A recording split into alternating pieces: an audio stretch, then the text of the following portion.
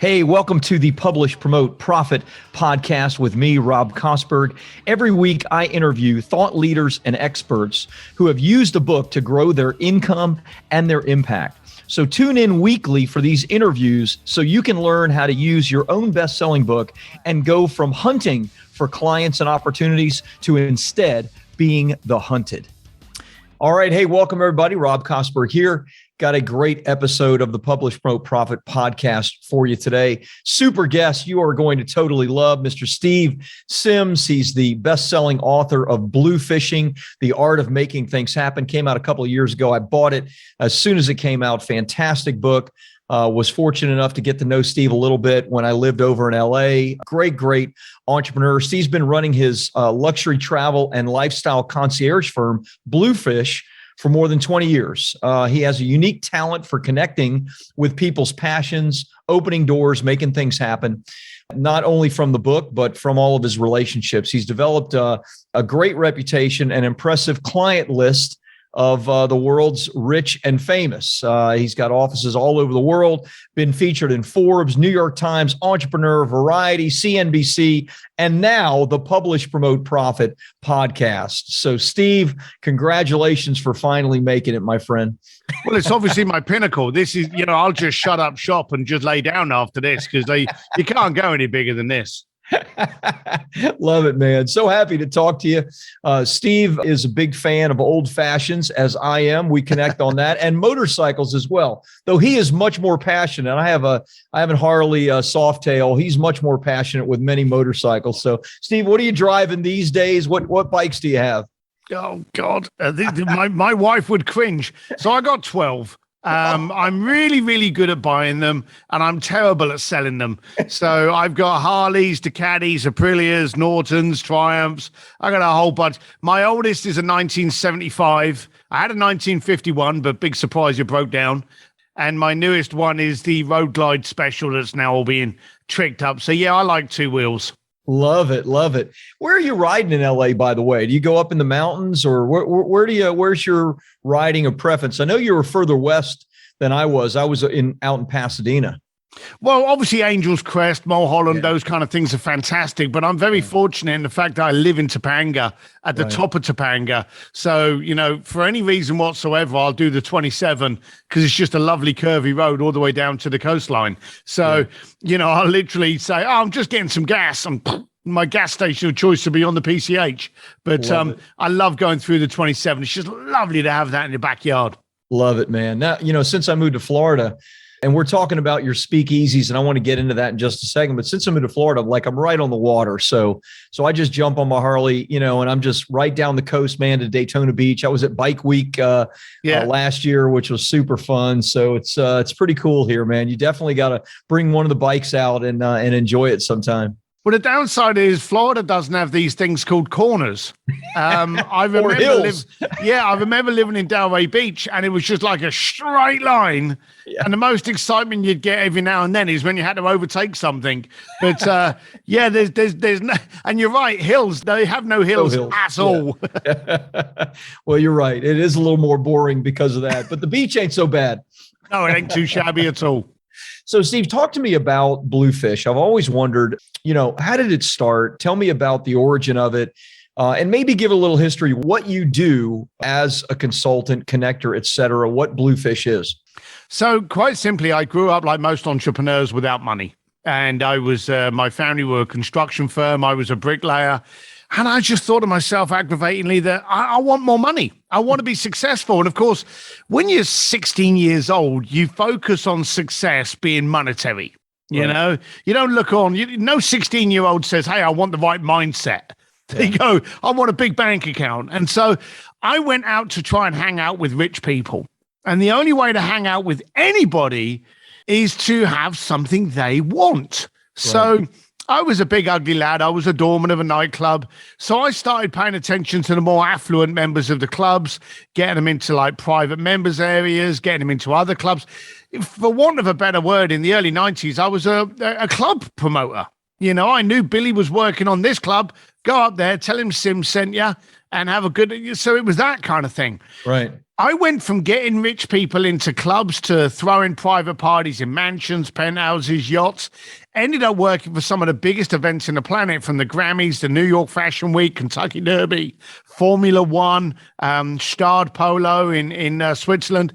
And it was all to do nothing more than have a conversation with an affluent person. That's all I wanted.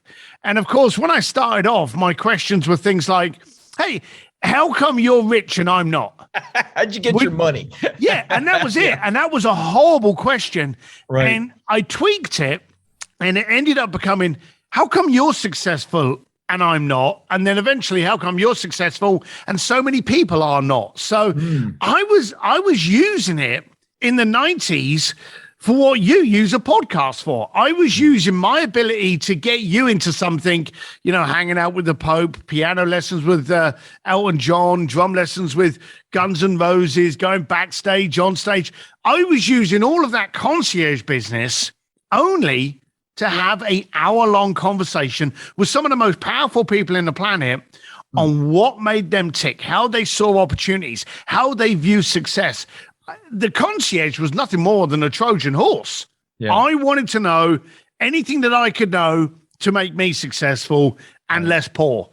And then 4 years ago, I wrote the book on it, and it just took off. Didn't expect it would. Absolutely took off. And that's what I coach and train and speak about now. Love it. Love it. Talk to me about some of the biggest things you learned in asking that question over and over again. Like, what were some of the, main lessons? And then what were some of the outlying things that you go, wow, I didn't expect to hear that? Well, the first lesson I learned was how to ask the right question. As a snotty little kid with no kind of filter, my question was like, hey, how come you're rich and I'm not? Right. And I realized very early on that was a terrible question, because it got people stuttery. If I say to you, hey, how rich are you? It causes concern. Yeah. Because straight away you start thinking about that question as monetary. You start thinking, well, how much money have I got in my portfolio, in my bank, in my asset? It's a horrible question with an answer that doesn't benefit me. Yeah. So then I tweaked it. I realized very quickly, if you're getting a bad answer, it's probably because you're asking a bad question. Right. So the first lesson actually never came in the answer. It became in the fact that my question was so bad. So my second question was, how come you're wealthy and I'm not? And I thought, that's it. That's a great question to ask. But then I got people going, well, it's because I met my wife and she supported me and I joined this church and I have kids. And I thought to myself, I'm not going to marry your wife or join your church. So that doesn't bloody help me at all. So again, I learned that if you're getting the wrong answer, it's because you're asking the wrong question. Right. So it was the third attempt at that question of how come you're successful and I'm not, that started to unleash the goodies. Yeah. And it actually came down to three things. The first thing is relationships.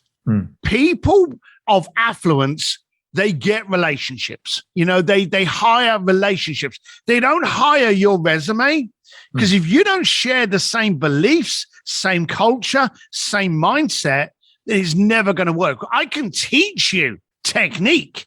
I can teach you skills, but I can't teach you the same belief. I can't teach you to share my vision.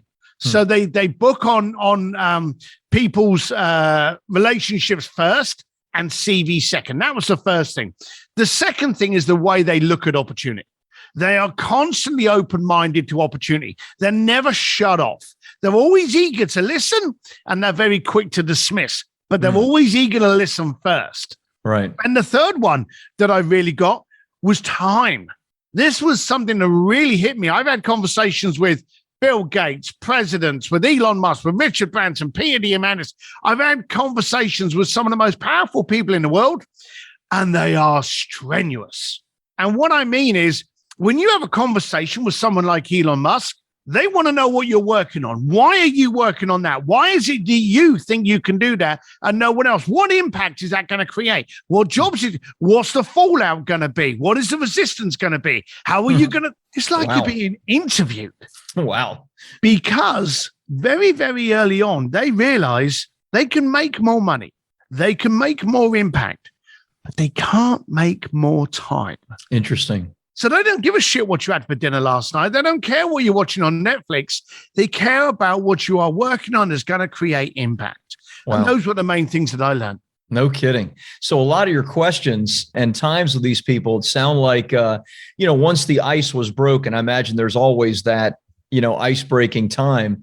It sounds like the conversations were intense. Like they got deep very quickly. They were not just surface level conversations. Well, the funny thing is I'm not very good at having conversations. I'm actually not good with people, okay, because I just dislike most people I meet. You've met me, I'm not the kind of guy you walk into a bar and you go, oh, I'd like to have a little chat with that guy. I'm the guy you avoid. And if this face makes you avoid me, great. I love it. But like me and you, I want to have a conversation, Yeah. I don't want the woolly kind of like, oh, how are you? You having a good day? Right. I don't care about that. Me and you got into it quick and hard. Right. And I like that. So my demeanor means that when I'm working with these clients, it's a case of what do you want? What do you need? Let me help you get that. When I get it, I kind of, not only have you paid for it, but now I've got a bit of chance to get some of your time. Yeah. So when I come in, I don't want to ask a billionaire what he had for dinner last night. I will literally go, hey, did you enjoy meeting Elton John last night? Fantastic. Hey, Rob, I wanted to ask you, how are you looking at this opportunity? I'm straight in. Nice. And because of that straight in entry, they reciprocate. They come back to me and they're just as harsh and as direct and as forthcoming. And when you're that direct, you know what you avoid? Confusion. Now, today, we're in a world of mass distortion, distraction, and noise. Yeah. Is it fake news? Is it politics? Does COVID really exist? Is the world flat? This is the time of the conspiracy theories, like mass ejaculation is that time. And so today we're very confused, aren't we? Yeah. What we want clarity. Wouldn't it be absolutely wonderful if I said to you, hey, COVID will end on April the 17th at 3 p.m. in the afternoon. If you had that clarity, you'd go, great. Now I know this is what I'm going to plan for. This is what because now you're set. The sad thing is we haven't had that. So we've had to lead our own kind of version of clarity, our own version of control and focus. And it's been very hard. And that's why there's a real big divide these last couple of years between them and us. Yeah. The entrepreneurs to go, hey, COVID is a phenomenal opportunity. I launched an entire media company with my son, Sims.media, shallow plug, right at the beginning of COVID, and it's done exceptionally well for us. Amazing. And here's a little fact for you. There have been more millionaires in 2019 to 2020 than there were in 2018 to 2019. No kidding. Didn't know that. Yeah, and truthfully, I didn't. When my team came to me and said, hey, you should do this on, the mindset of entrepreneurs during a stark time, i.e. COVID. And they went, did you know 2.251 million millionaires were born just between 19 and 20? And it was more than 18 to, I'm like, shut up. That's got to be wrong. And they went off to double check it and came back to me and it was valid. Amazing. More millionaires built and established during a time where we couldn't even leave our house. Crazy. Crazy. It's interesting. I mean, it has been a couple of years since we connected, and I know you're doing all kinds of different things. And so I want to dive right in. Like, talk to me about the coaching thing. Talk to me about the Speakeasy. Like, what have you been doing and building the media company? Like, what does that even mean? Like talk to me about the details of what you've been up to. Well, this is all around a book. And let's be completely blunt. If I didn't have the book, I wouldn't have any of those other things. Ooh, I love that. I love that. Yeah. I wrote the book and honestly thought to myself ignorantly. And I got friends like Tucker Max and JJ Virgin and Jay Abraham and Tim Ferriss. So these guys make money out of books on a day-to-day basis. Me, I just wrote the book because I wanted to write it. It was the right time. And let's be blunt, Simon and Schuster paid me a shit bucket of money to write this book. And I thought that was it. And then all of a sudden people were like, I like the book, but what's next, Steve? How can I get more of this? If you write a good book, then you don't own that. The person that bought it owns it and now demands to be fed. So all of a sudden people were like, do you do events? Okay. Let's try an event. You know what? And this was my thing. What would an event look like to you to make it worth coming to? And so they told me what they want. All I did was build it. Nice. And so I've been running an event called a Speakeasy, and it's become refined. This is our 4th year of doing it. It started like 6 months after the book. But here's the thing. We actually look at it as a reverse mastermind. You see, you'll go to a mastermind because so-and-so speaking, or it's at that hotel, it's on these days. You've got all the information. I run a speakeasy, and I'm not trying to pitch this, but I want everyone out there. I want to hear it. I want everyone to do this. I want you to visit simsspeakeasy.com. Okay. There's only one M in Sims. And the reason I'm asking you to, because you're going to get to that page and go, you've got to be kidding me. I can't wait. What I did was I gave you the city, the dates, and a button to pay me $2,000. I gave you no information. I wanted to see if my credibility was strong enough to get someone to commit to go into an event where they didn't even know the location or who's going to be there. Or what it's going to be. Well, that's where it gets really good. Every single person that pays, they get a call from us. And they get a call and they're like, hey, Rob, thanks a lot for signing up for the Speakeasy, but I've got to ask you, why did you do that? What is your problem? Right. And we accumulate everyone's problems. And then once I know what the problem is, only then can I find someone to come in to speak that's going to give that solution. Oh, that's great. Now, if you think about it, how many people go to events and they're going because of them? Yeah. Wouldn't it be good to go to an event knowing that your problem is going to be answered? Yeah, that's really brilliant. We started it, as I say, 3.5 years ago. Yeah. It did really, really well. And we've been running all over the planet. And as you know, our next one's in New York. Yeah. But we are coming over to a Florida one. We were just chatting about that earlier. Yes. But they've done really, really well. We've had some insane people turn up to answer your problems. Yeah. Tell me a little bit about it. Give me a little taste. So, like, who are some of the folks that turned up and what does that look like? The last one we had was in Austin, Texas. Okay. And the one before that was in San Diego. So people sign up, and I'll give you the San Diego one, but first. So we had people saying about how do you make decisions during these times of massive stress? You haven't got clarity. We're all being inundated with, where should we go? Where should we move? How should we do this? How do we make a decision? At the beginning of day one, now, bearing in mind, you get told the location of the hotel to book. So you know the hotel. We're not leaving you high and dry. You know what hotel to book. We tell you the location, and they are never in hotels. They're always in quirky kind of, nice, creative environments. We tell you the location on the Friday. So you're in the hotel, you find out where it is. On Monday, you turn up. Okay. So we had them all turn up Monday morning, 8:00, 9:00 it starts. Two big guys walk in the room with carrier bags and with glad bags, Ziploc bags, see-through Ziploc bags, and marker pens. Everyone's laptops, iPads, and cell phones and any recording stuff is put in these bags with your name on it, and then they're put on the shelf by the side of us. So no one could have any recording recording stuff.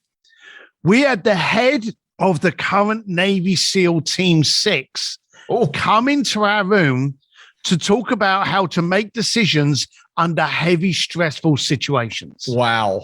Now, you're worried about how do you tweak your Facebook ads. Right. And this guy's telling you how to handle not dying. Right. So that's the level. We've had the head of We've had the head of production for Victoria's Secrets and Ralph Lauren talk to you about how to do 60-second videos on your Snapchat. We've had Jim Quick talking about remembering things. We've had Ari Meisel talking about structure. We've had Roland Frazier talking about mergers and acquisitions. We've had gang leaders talking about loyalty. We had the head of Tiffany talking about selling experiences. We have some very, very powerful people come in to answer your problems, but we get the absolute top of the game person to answer your problem. Love it. What a brilliant idea. I've never actually, and I'm sure you haven't, I've never heard of anybody doing that. Now I get the idea of the speakeasy, right? Like, you know, the first time that we hung out was we did that old fashioned thing and we invited like 300 people to a bar. It was ridiculous. We just said we'd go to a bar. We just said, let's get together for, should we invite a few people? And all of a sudden, like, we had half of Orange County turn up. It was ridiculous. It was awesome. Yeah. And so this is kind of that feel, like no one knows where they're going until the end. And then they show up and the experience is going to be a powerful experience that's kind of modeled exactly for what their needs are. I love that. Yes. Brilliant. Yes. And if during the conversation, we realize that we don't have the answers to that problem, quite simply, we tell them that and we refund them the money. So, and we weren't even the ones that came up with the name Speakeasy. You know, we didn't know what to call it. And someone turned around and went, this is like a speakeasy. You don't know who's going to be there, but you know that's the place where everything happens. Right. So we were like, hang on, everyone knows me as a degenerate alcoholic. Speakeasy makes complete sense. So that's how it started. That's good. That's good. So where does it go from there? You're doing coaching. I think you were just starting to do that after the book. So talk to me about what your coaching program looks like, how the book has led to that. Give me some of the groundwork on that. So the downside is, as everyone knows, that 9 times out of 10, the biggest problem is you. Either what you think, what you feel, or what you react is you. So the book actually led people to go, hey, can you help me with my mindset? Can you help me visualize? Can you help me focus?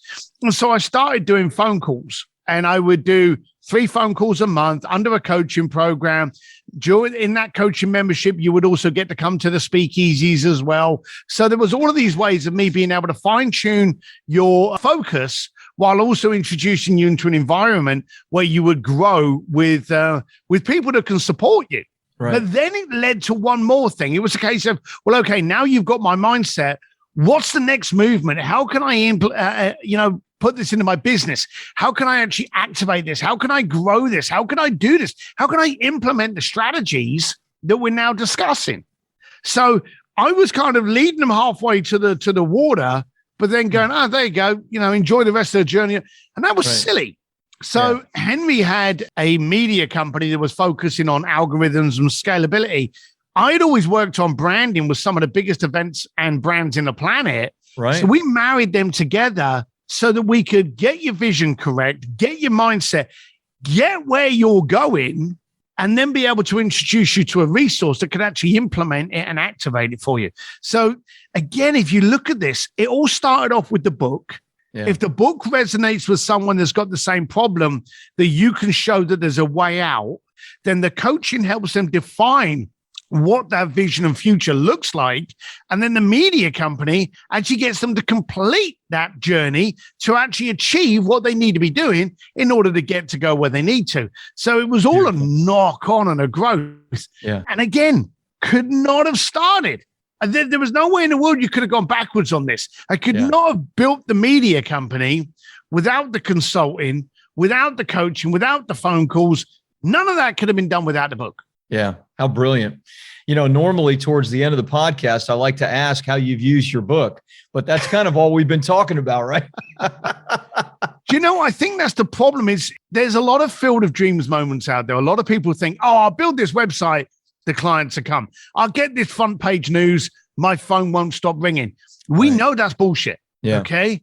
But the book, you write a good book and you will get swamped. It just happens. Your damage, your downside is if you're not ready to feed the beast that you've given birth to. Right. And again, that's the entrepreneur. The opportunity is to go, hang on a minute, you're asking me for A, B, and C. I'll give you A, B, and C. You know, just imagine if someone knocked on your door in the morning and went, "Hey, can you sell me a blue checkered shirt and a lovely pair of black glasses?" If they've given you that accuracy and you know where to get, you're in business. It couldn't be any better than that. Right.